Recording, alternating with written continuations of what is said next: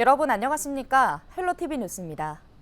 경기도 똑버스의 운영 지역이 점차 확대되고 있습니다. 버스와 택시의 중간 개념인 똑버스는 상대적으로 대중교통이 불편한 지역에서 이용할 수 있는 버스인데요. 이번에는 부천 외곽 지역으로 온다고 합니다. 이정아 기자의 보도입니다. 일정한 노선이나 정해진 운행 계획 대신 승객 호출에 따라 움직이는 수요 응답형 교통체계, 이른바 똑버스. 경기 김포와 양주 등에 이어 부천에서도 이달 말 운행을 시작합니다. 일정한 노선이나 정해진 운행 계획 없이 승객의 호출에 따라 탄력적으로 운행하는 신개념 교통수단으로 시민 이동 편의를 증진하는 사업이 되겠습니다. 부천의 원도시민 고강본동과 고강 1동을 중심으로 하는 1번 노선과 신도시 옥길 범박지구 중심의 2번 노선까지 2개 구역에서 모두 5대를 운행합니다. 버스 호출은 스마트폰 애플리케이션 똑타를 이용하면 됩니다. 출발지와 도착지를 입력하면 인공지능이 실시간으로 최적 노선을 만들어 운행하는 시스템입니다. 운행 시간은 새벽 6시부터 밤 11시까지로 반드시 운행구역 안의 버스 정류장에서만 승하차가 가능합니다.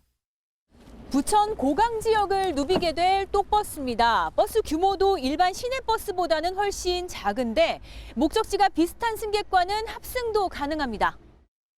요금은 1,450원. 경기도 시내버스 요금과 같고 환승 할인도 받을 수 있습니다. 부천 지역 똑버스는 오는 23일부터 일주일 동안 무료 시범 기간을 거쳐 오는 30일 정식 운행에 돌입합니다. 시민들이 발이기 때문에 오지다 보니까 또 차들이 안 들어가지 않습니까? 어느 정도 이제 최선을 다해서 만족할 수 있을 부분까지. 다만 먼저 사업을 시작한 지역에서 실효성이나 디지털 소외계층의 불편 등 불만도 늘어나고 있는 만큼 똑버스가 부천에서 얼만큼 교통민원을 해결할 수 있을지는 더 지켜봐야 합니다. 헬로티비 뉴스 이정아입니다. 부평 서중학교와 부평 서여자중학교가 오는 2027년부터 통합됩니다. 인천시 교육청은 학령 인구 감소로 인한 적정 규모 학교 육성을 위해 부평 서중과 부평 서여중 통합을 확정했다고 밝혔습니다. 앞서 교육청은 지난해 적정 규모 학교 육성 계획에 부평 서중과 부평 서여중을 통합하는 안을 반영하고 관계자 협의회와 교직원, 학부모 설명회 등 의견 수렴 과정을 거쳤습니다. 부평 서중과 부평 서여중 학부모와 인근 15개 초등학교 예비 학부모를 대상으로 찬반을 조사한 결과 학부모 과반수가 찬성했고 올해 진행한 행정예고 의견 수렴 결과에도 반대 의견이 없었습니다. 이에 따라 교육청은 노후 교사동 개축 공사 완료 후 오는 2027년 3월 1일자로 부평 서중과 부평 서여중을 통합할 예정입니다. 부천시가 제3종 시설물 지정 관리를 위한 실태조사를 오는 9월까지 실시합니다. 이번 조사는 외관 조사와 중대한 결함 발생 여부를 점검해 안전을 판정하는 방식으로 진행되며 유관 점검이 어려운 경우 재료 시험과 비파괴 시험 등을 병행합니다. 조사 대상은 사용 승인 후 15년 이상이 지난 공동주택, 종교시설, 의료시설 등으로 일정 규모 이상 건축물 250여 곳입니다.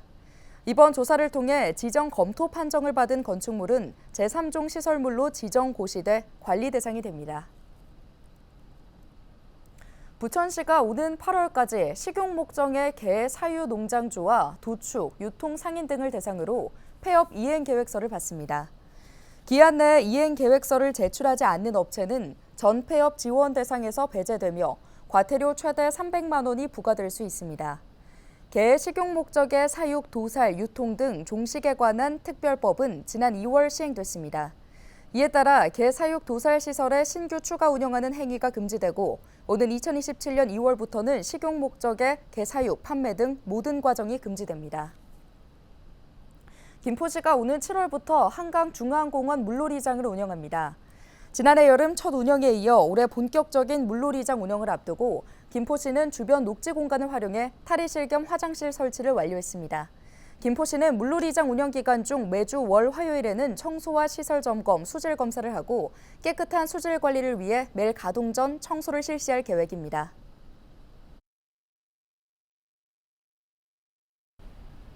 이번 총선에서 최다 의석이 걸린 곳, 바로 수도권이었죠. 이렇다 보니 다음 달 말 개원을 앞둔 22대 국회에서도 수도권 당선인들의 입지가 눈에 띕니다. 숫자로 미리 본 22대 국회의 모습, 이세진 기자와 함께 정리해 보겠습니다. 이 기자, 첫 번째 숫자 키워드부터 살펴보죠. 네, 첫 번째는 122석입니다. 네, 122석이라면 의석수를 말하는 것 같은데요. 네, 국회 전체 의석수는 300석입니다. 비례의석수를 제외한 지역구 의석수는 254석이고요. 그렇다면 122석은 어떤 의석수일까요? 바로 이번 총선 수도권 지역구 의석수입니다. 쉽게 말해 지역구 당선인 254명 가운데 절반에 가까운 122명이 수도권에서 나왔다는 이야기입니다. 수도권 지역에서의 승리가 총선 승리를 좌우한다는 말이 왜 나왔는지를 알 수 있는 부분인데요. 이번 선거에서 압승을 거둔 더불어민주당은 122석 중 102석을 확보했습니다. 개혁신당 한 석을 제외하면 수도권에서 단 19석만 국민의힘에 내준 겁니다. 네, 이렇게 듣고 보니 더불어민주당의 압승이 더 와닿네요. 두 번째 숫자 키워드도 살펴볼까요? 네, 41명입니다. 네, 41명. 이번엔 사람 수군요. 네, 22대 국회 당선자 중 초선은 131명입니다. 지난 21대 총선 때 150명을 넘었던 것과 비교를 하면 다소 줄어든 규모인데요. 이 가운데 수도권 당선인이 41명입니다. 당별로 보면 민주당은 34명, 국민의힘은 7명인데요. 민주당에선 초선 당선인 상당수가 친명계로 분류가 되고 있습니다. 특히 우리 지역 인물들을 중심으로 좀 보더라도 인천 부평 갑의 언론인 출신 노종면 당선인, 또 전 경기도 평화부지사였던 경기 의정부을 이재강 당선인이 있고요. 서울 은평을의 김우영 당선인, 또 경기 부천을의 김기표 당선인, 부천 병의 이건태 당선인도 그렇습니다. 또 영입인재의 부평을 박선원 당선인, 또 의정부 갑 박지혜 당선인이 있습니다. 네, 자 이제 마지막 키워드인가요? 네, 초선 당선인들을 봤으니 또 중진들을 봐야겠죠. 국회에 재입성하는 수도권 지역구 당선인들도 적지 않습니다. 수도권 4선 이상 당선인 21명입니다. 서울부터 보면 4선 이상 12명, 5선 의원만 5명인데요. 양천갑 황희, 은평갑 박주민을 비롯한 3선들도 눈에 띕니다. 인천 4선 이상은 1명뿐이긴 한데 연수구갑 박찬대, 계양갑 유동수 당선인처럼 마찬가지로 3선 고지에 오른 민주당 당선인들이 당내 어떤 역할을 할지도 관건입니다. 경기도는 4선 이상이 8명인데요. 동두천 양주시 연천군 갑 정성호 당선인을 비롯해 5선 당선인이 3명이고요. 특히 추미애, 조정식 당선인까지 6선 의원도 2명이나 됩니다. 중진 당선인들이 다수 포진돼 있는 만큼 유권자들의 기대감도 클 것 같습니다. 네, 물론 국회의원으로서의 기본적인 역할 그리고 의정 활동도 당내 주요직들에 대한 기대도 있겠지만요. 아무래도 당선인들이 내건 공약이 있기 때문에 유권자들은 지역 수건 사업 견인을 가장 기대하고 있을 겁니다. 이번 총선에서 수도권 여야 후보들이 공통적으로 내건 광역철도 문제, 또 도시정비 관련 문제가 대표적이겠고요. 다만 수도권 메가시티론처럼 다소 힘이 빠진 수도권 지역 쟁점도 있습니다. 앞서 국민의힘은 22대 국회 1호 법안으로 서울 편입, 경기분도 원샷법을 발의하겠다고 공약했었는데요. 총선 패배로 제동이 걸린 것은 분명해 보입니다. 네, 수도권 지역을 중심으로 22대 국회의 모습을 미리 살펴봤습니다. 이 기자 수고하셨습니다.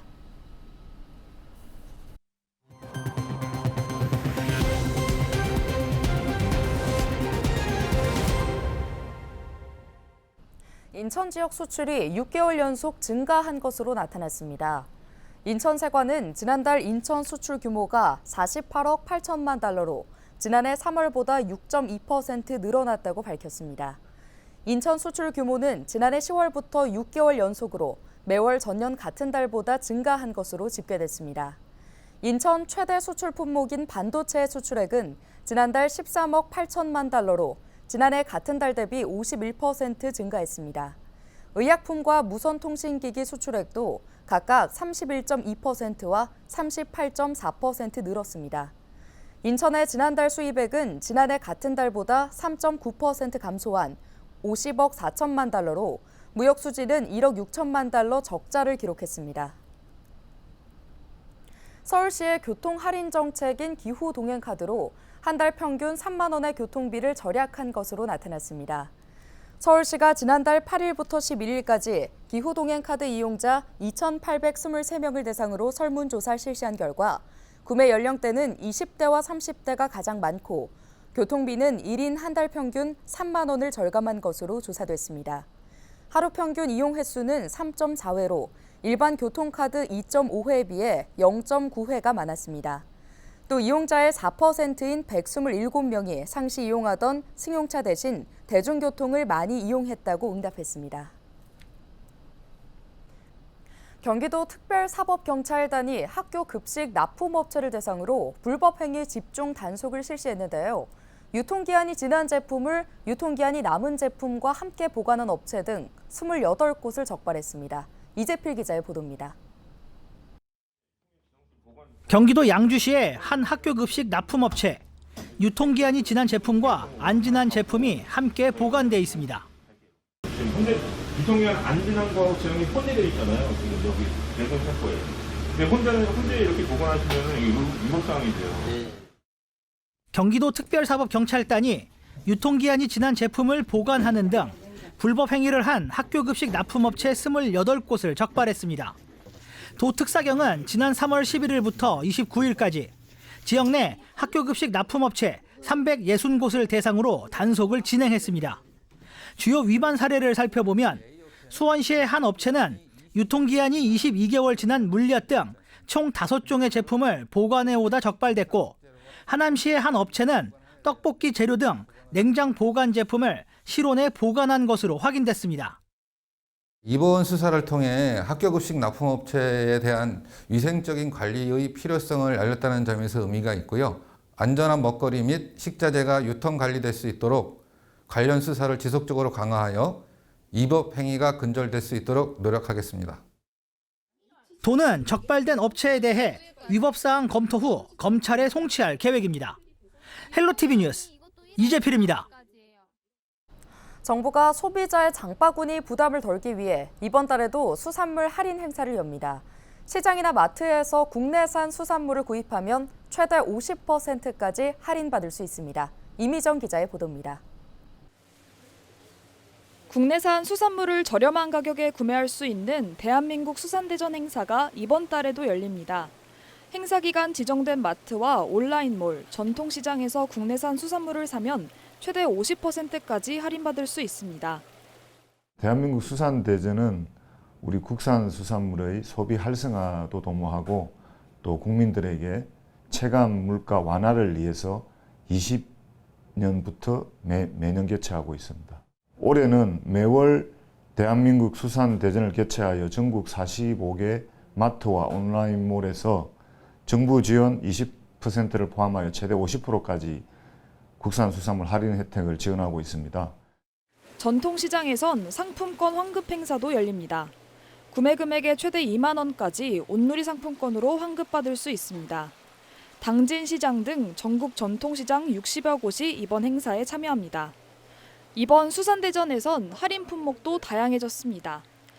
고등어와 오징어 등 소비자에게 인기가 많은 어종은 물론이고 갈치와 전복, 꽃게 등도 할인된 가격에 살 수 있습니다. 4월 대한민국 수산대전은 이런 수산인의 날을 기념하여 그 의미를 되새기기 위해 수산인의 날 특별전으로 준비하였습니다.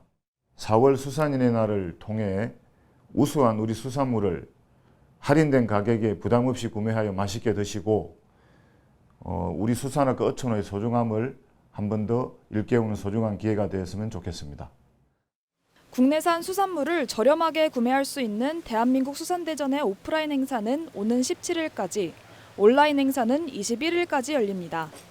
행사에 참여하는 마트와 온라인몰의 정보는 대한민국 수산대전 공식 누리집에서 확인할 수 있습니다. 헬로티비 뉴스 이미정입니다. 오늘 준비한 소식은 여기까지입니다. 함께해 주신 여러분 고맙습니다.